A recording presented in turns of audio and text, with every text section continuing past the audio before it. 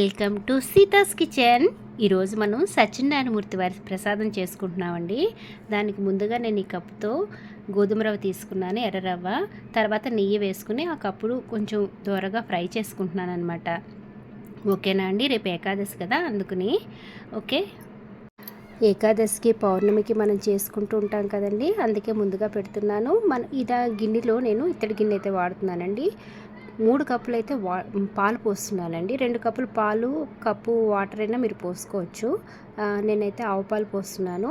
ఓకేనండి. ఇవి మరిగిన తర్వాత ఇందాక మనం ఫ్రై చేసి పెట్టుకున్న నూకు ఉంది కదా, అది వేసేస్తున్నాను అనమాట. అది కూడా బాగా మెత్తగా అదే మనకి రవ్వ కన్సిస్టెన్సీ అంతా బాగా మెత్తబడిపోయిన తర్వాత మాత్రమే పంచదార వేయాలి. పంచదార కూడా నేను ఇందాక తీసుకున్న కప్పులో కొంచెం తక్కువగా వేసుకుంటున్నానండి. తర్వాత అందులో బెల్లం కూడా వేసుకుంటున్నాను. కాకపోతే నేను ఇలాచీ అవి వేయలేదండి. మీరు కావాల్స్తే అవి పైన వేసుకోవచ్చు.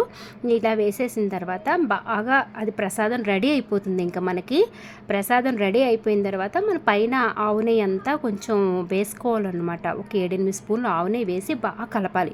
కలిపిన తర్వాత మళ్ళీ పైన ఆవు నెయ్యి వేసేసి ఒక అరటిపండు ఒలిచి అందులో పెట్టేసేసి తర్వాత అరటి ఆకుతో మూత పెట్టేసి ఉంచేసేసి మనం చక్కగా వ్రతము పూజ చేసుకున్న తర్వాత స్వామివారికి నైవేద్యం పెట్టడమేనండి. వీడియో కనుక మీకు నచ్చినట్లయితే సబ్స్క్రైబ్ చేయండి, షేర్ చేయండి, పక్కనే ఉన్న బెల్ ఐకాన్ని